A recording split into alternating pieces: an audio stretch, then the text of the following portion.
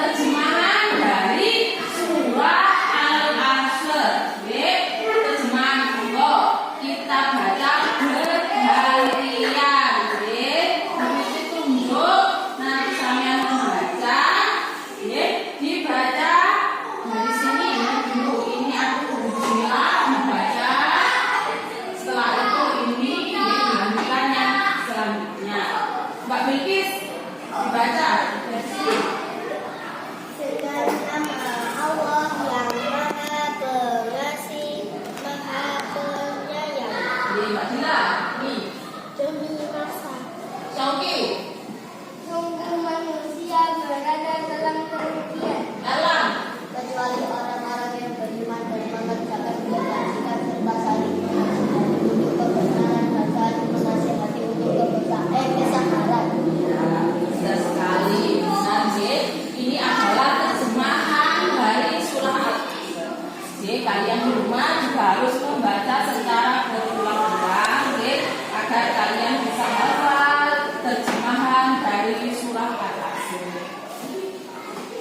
Yang pertama, demi masa. Demi masa itu maksudnya demi waktu.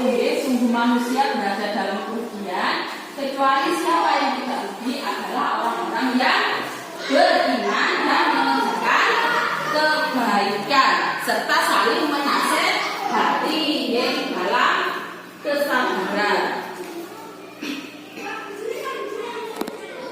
Memahami surah Al-Asr.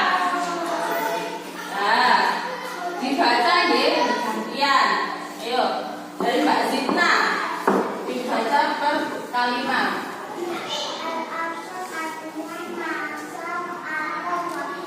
Selanjutnya Akila.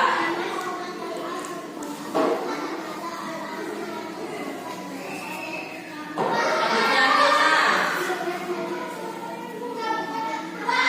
Gila.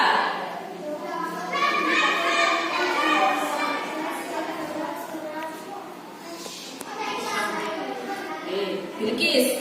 Sehingga digolongkan sebagai surah Fatihah. Syauki. Urutan.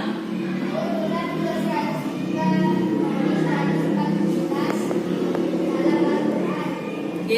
Erlang sini dan sini.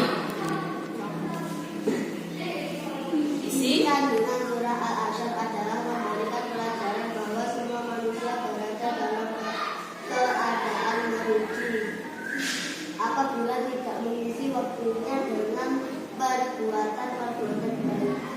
Monggo. Sampai bisa nanti dibaca sini sampai sini. Ayo.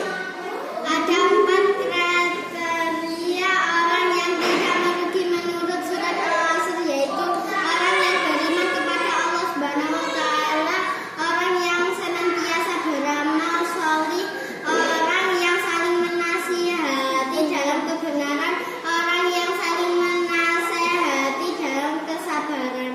Selanjutnya Farah. Surat Al-Asr biasanya dibaca setiap selesai belajar.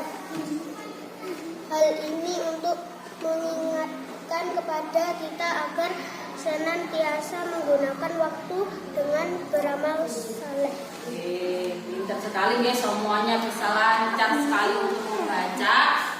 Ini adalah isi kandungan dari surah Al-Asr. Jadi sampean harus memahami, mengetahui, bisa menjelaskan kandungan dari surah Al-Asr. Al-Asr artinya apa? Nah, Al-Asr masa atau waktu. Surah Al-Asr diambil dari ayat yang keberapa? Pertama. Dari ayat yang pertama. Surah Al-Asr terdiri dari berapa ayat? Ayo perhatikan. Diturunkan di mana? Di Mekah. Disebut surah Makkiyah. Perhatikan. Selanjutnya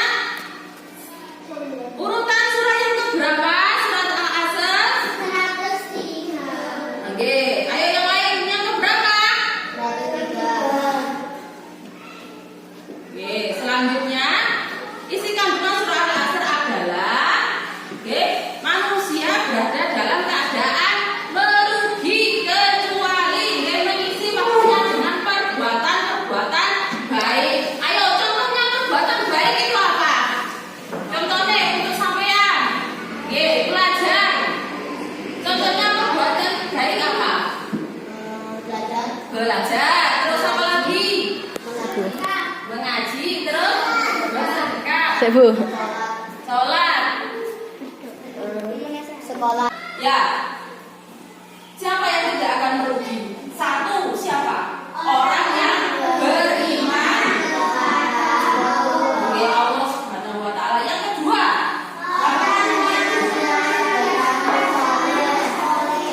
orang yang senantiasa beramal saleh. Yang ketiga,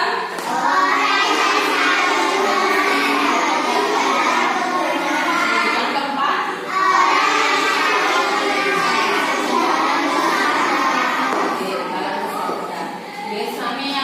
sebagai pelajar harus mengisi hari-hari kita, di hari-harinya sampean, waktunya sampean dimanfaatkan dengan baik, dengan apa? Dengan melakukan hal-hal yang baik dan bermanfaat. Contohnya, apa contohnya? Belajar dengan rajin, membantu ibu, membantu ayah, membantu keluarga, mengaji dengan rajin, sholat tepat waktu. Nah, itu adalah memanfaatkan waktu dengan beramal soleh. Jangan sampai kita sebagai orang yang merugi. Karena apa? Waktunya digunakan untuk julinan, kok sampai lali. Besok julinan, apalagi setelah ini liburan. Ya, di sini sampai mau jebol, kita isuk julinan sampai sore. Nah, seperti itu, jadi harus diselingi untuk apa? Belajar, belajar membaca, atau belajar tentang perkalian, atau belajar tentang pelajaran-pelajaran yang memang sampai belum mengerti, bisa sampai ulang kembali ketika sampai. Surat Al-Asr ini dibaca setiap kali selesai belajar. Kenapa kalau kita selesai belajar, kita disuruh dianjurkan untuk membaca surat Al-Asr, atau setelah kita untuk doa pulang dibaca. Kenapa? Karena untuk mengingatkan kepada kita agar kita senantiasa memanfaatkan waktu dengan baik dan benar. Selanjutnya, Bu Fitri kasih video, sampean amati video ini, di dalam video ini tentang apa? Ya, nanti ini akan digunakan untuk mengerjakan LKPD yang selanjutnya, tahap selanjutnya. Perhatikan videonya.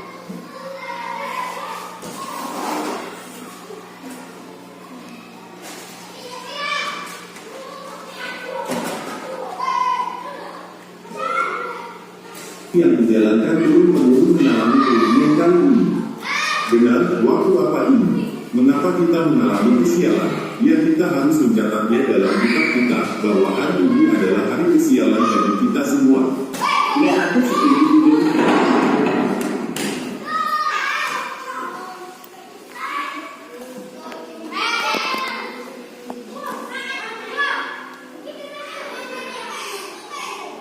Anakku, dengarkanlah ayat.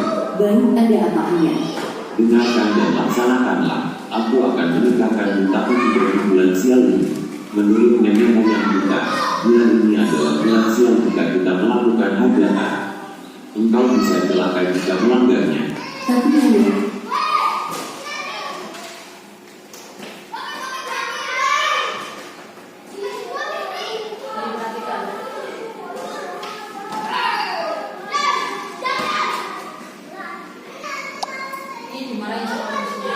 Baik bos, akan saya ulangi pekerjaan saya lagi agar mudah dipahami. Bismillahirrahmanirrahim.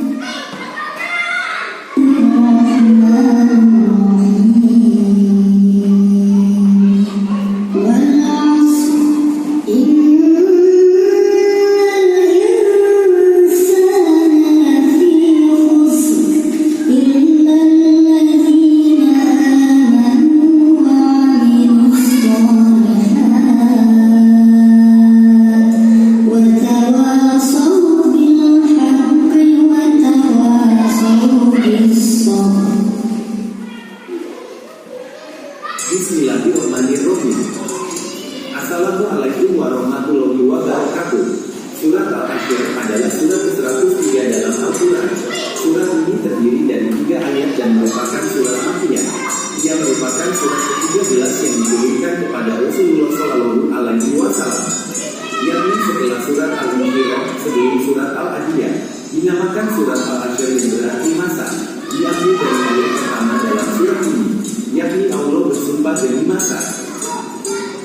Artinya demi masa. Sesungguhnya manusia itu benar-benar dalam kerugian kecuali orang-orang yang beriman dan mengerjakan amal saleh dan nasihat menasihati supaya mentaati kebenaran dan nasihat menasihati supaya menetapi dalam kesabaran.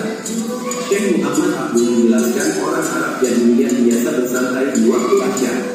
Mereka bercengkerama dan bercanda hingga saling menyinggung dan akhirnya terjadi perselisihan dan permusuhan. Mereka pun menutup waktu asyar.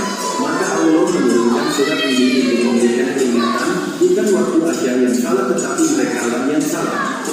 Manusia akan berada dalam kerugian selama tidak memenuhi 4 kriteria dalam surat ini. Surat Al-Asyr memiliki beberapa keutamaan.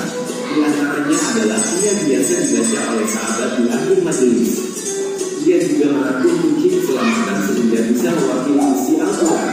Imam Qablani meriwayatkan dari Ubaidillah bin Abbas, dia berkata, ada 2 sahabat Nabi Shallallahu Alaihi Wasallam jika bertemu mereka tidak akan berpisah melainkan salah satu dari mereka berdua membaca surat Al-Asyr terlebih dahulu, lantas mengucapkan salam. Imam Baihaqi juga meriwayatkan yang serupa dari Abu Hurairah. Syarih Abu Khalid dalam Mawatin Quraniyah mengutip perkataan Imam Syafi'i. Seandainya Al-Quran tidak turun kecuali surat Al-Asyr ini, maka sudah mencukupi manusia. Kata Musaid memiliki banyak arti. Di antaranya adalah rugi, sesat dan celaka yang semuanya mengarah pada hal negatif yang tidak disukai manusia. User pada ayat ini menggunakan bentuk nakirah sehingga maknanya adalah kerugian yang besar dan beraneka ragam. Karenanya ketika menafsirkan ayat ini, Syekh Wahbah Iman Amal Solih saling menasihati tentang kebenaran dan saling menasihati tentang kesabaran. Sebagian ulama menjelaskan bahwa agama ini terdiri dari pengetahuan dan pengamalan, keyakinan dan perbuatan. Iman adalah pengetahuan dan keyakinan. Amal solih adalah pengamalan dan perbuatan. Sedang saling menasihati dalam kebenaran dan kesabaran adalah dakwah yang merupakan bentuk amal solih agar orang lain juga beriman dan beramal solih. Ayat ini menggunakan bentuk jamak mengisyaratkan pentingnya beramal jamai dan berjamaah. Untuk bisa selamat dari kerugian iman itu, penyebutan kebenaran disertai dengan penyebutan saling menasihati. Saling umat Islam dengan hakikat dan aktivitasnya dalam sebuah paparan singkat yang tidak mungkin dapat dilakukan selain Allah. Manhaj itu adalah iman amal solih, saling menasihati untuk mentaati kebenaran dan saling menasihati untuk menetapi kesabaran. Semua orang memuji kecuali orang yang memiliki 4 kriteria ini. Jazakumullahu khairan.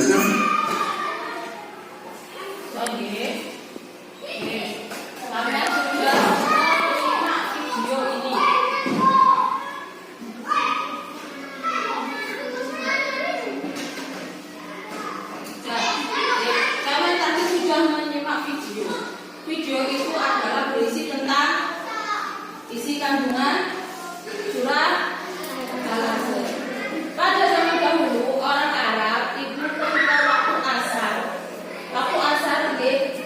itu suka berkumpul-kumpul, santai-santai, berkumpul-kumpul, lalu menceritakan tentang hari ini, tentang kesialan, tentang kerugian, dan akhirnya menjadi rasan-rasan, hibah, dan lain-lain.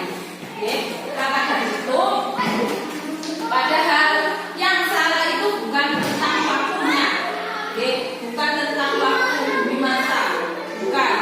Yang salah adalah orang-orang tersebut yang orang-orang yang tidak bisa memanfaatkan waktu dengan baik. Terus ada lagi kalau zaman sekarang,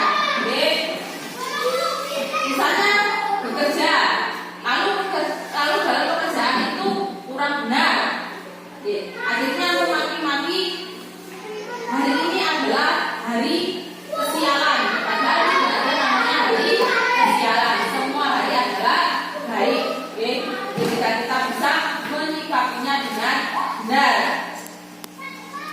Pun tugas kalian adalah, ini tugas KPB, gambar kerja peserta didik. Jadi anak-anak nanti mengamati gambar, setelah itu menjawab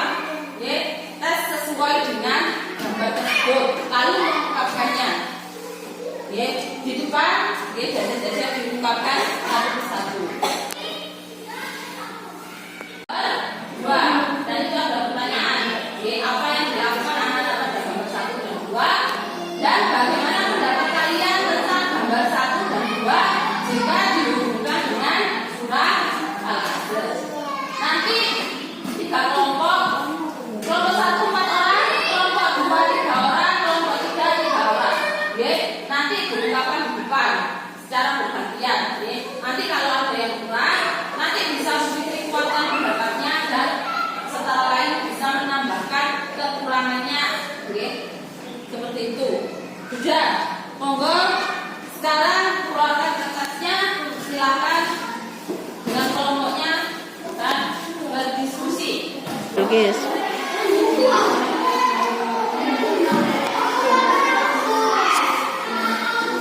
Bawa tak berdarah ya bu?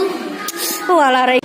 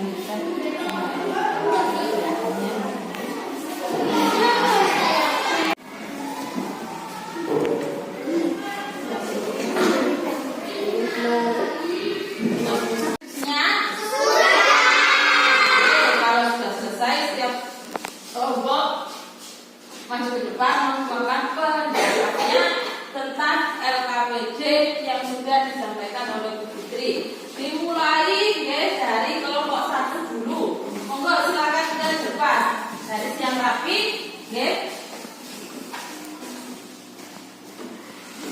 Dengarkan caranya.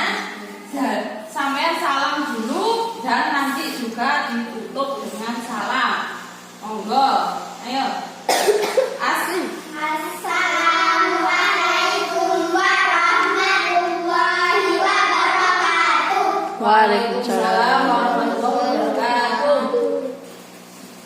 Ayo silakan. Kondisi anak yang bisa bermain tak jalan dapat mengaji. Anak rajin sholat dan yang satunya anaknya malas tidur sepanjang hari. Yang kedua adalah orang yang tidak memanfaatkan waktu yang dengan baik. Orang yang beruntung adalah yang bisa mengisi waktu dengan teramat sholat seperti belajar sholat, mengaji dan menasehati dan kebenaran. Nggih, pinter sekali nggih. Nggih, untuk jawabannya nggih hampir semuanya benar. Sudah 90% jawabannya adalah baik. Nggih, mencerminkan nggih gambar 1 dan gambar 2. Nggih, serta sudah menghubungkan nggih antara gambar 1 dan 2 dengan kandungan surah Al-Asr. Bahwasanya orang yang beruntung adalah yang bisa memanfaatkan waktu dengan baik, dengan beramal soleh. Contohnya yaitu dengan sholat, mengaji, dan menasehati dengan kebenaran dan kesabaran. Oke, baik sekali dari kelompok 1. Mari kita apresiasi, kita beri tepuk tangan untuk kelompok 1. Monggo silakan kelompok 1. Oke, dilanjutkan dengan kelompok 2. Silakan.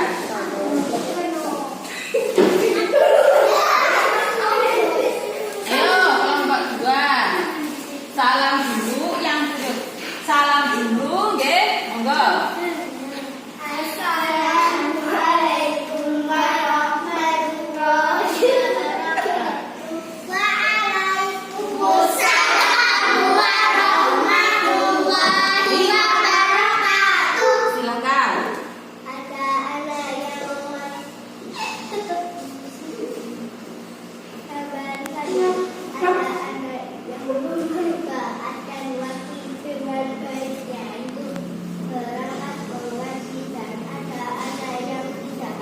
yang menyimak dan memperhatikan. Tentu ada yang dengan baik, yaitu bermain sendiri. Gambar 2, ada anak yang memanfaatkan waktu dengan baik, yaitu salat. Ada yang tidak memanfaatkan waktu dengan baik, yaitu Lebih berat Mbak Hilna.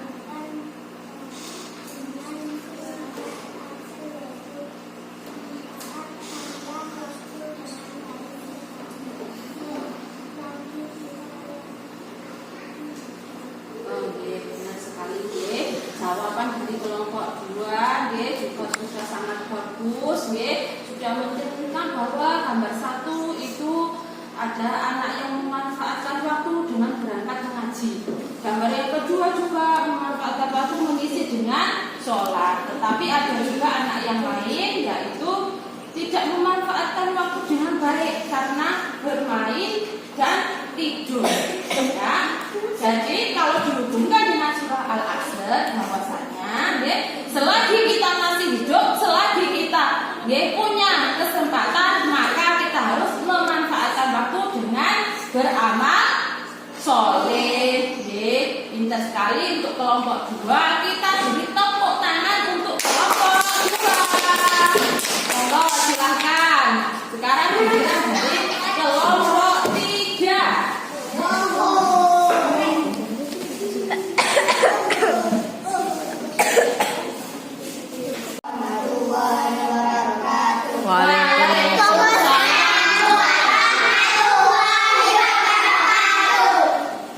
Gambar 1 menceritakan 4 anak yang 2 berangkat mengaji dan yang 2 bermain dan menyia-nyiakan waktu dan bermalas-malasan.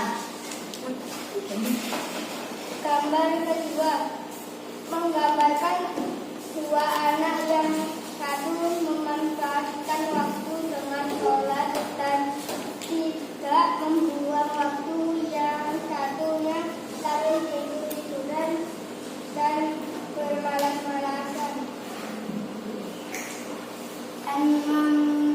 dan membuang waktu, dan orang yang tidak beruntung adalah orang yang tidak bisa memanfaatkan waktu. Pintar sekali nggih. Jawaban dari kelompok 3 nggih juga sangat baik nggih. Sudah mencerminkan yang pertama nggih, ada 4 anak, yang 2 bermain, yang 1 berangkat untuk mengaji. Jadi yang 2 memanfaatkan waktu dengan baik, yang 1 menyia-nyiakan waktu.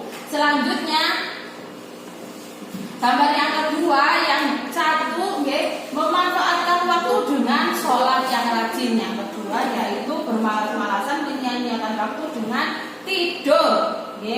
Nah, memang kalau dihubungkan dengan surah Al-Asr, orang yang beruntung adalah yang bisa memanfaatkan waktu dengan baik dengan beramal soleh. Pintar sekali, tepuk tangan untuk kelompok 3. Silakan kembali.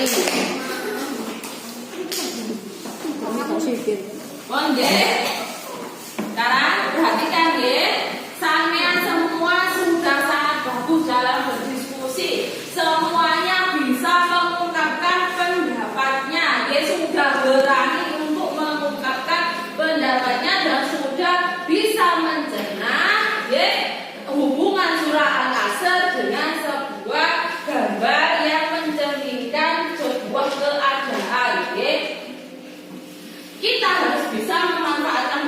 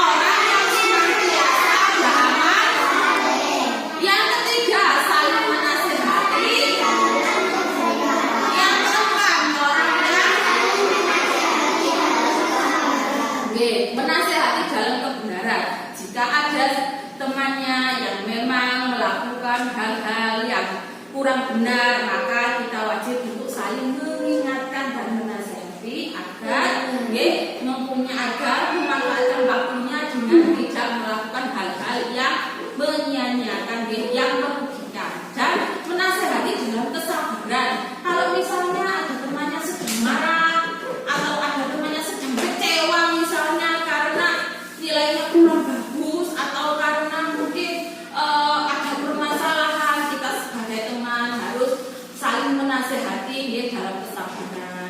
Sabar, insya Allah bersama orang-orang yang sabar. Allah akan menolong siapapun yang bersabar dan beriman. Semuanya harus yakin. Nah, pintar sekali. Anak-anak, jangan lupa ya, Fitri beri tugas di rumah. Tugasnya adalah melafalkan surah Al-Asr, menghafal surah Al-Asr, dan menulis surah Al-Asr.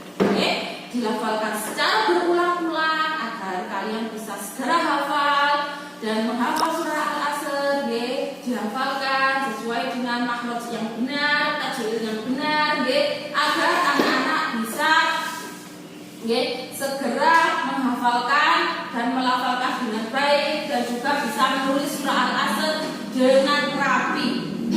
Materi kita minggu depan adalah kita mempelajari tentang at-takasur, yang berbunyi al-hakumut takasur. Nah, itu adalah pembelajaran kita minggu depan.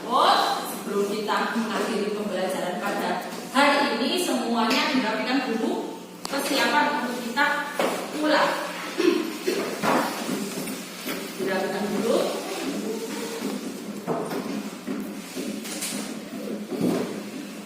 Sudah rapi? Sudah siap untuk pulang? Ya, sudah siap untuk pulang semua. Jangan lupa belajar di rumah dan mengerjakan tugas yang sudah disampaikan. Terima kasih. Alhamdulillah untuk hari ini pelajaran kita sudah selesai. Mudah-mudahan apa yang telah disampaikan oleh Bu Fitri bisa kalian terima dengan baik, bisa kalian pahami dengan baik, dan bisa kalian terapkan dalam kehidupan sehari-hari. Amin. Amin ya robbal alamin. Ya, sebelum kita tutup pembelajaran hari ini, kita berdoa sesudah belajar. Monggo Mbak Nisa dipimpin untuk berdoa sesudah belajar. Bismillah.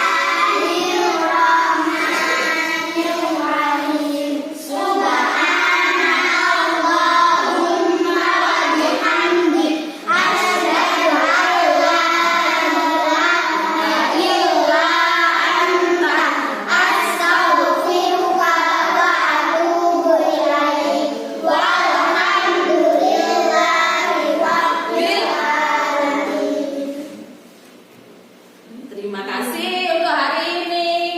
Selamat belajar di rumah, selamat beristirahat. Semoga kita bisa berjumpa lagi di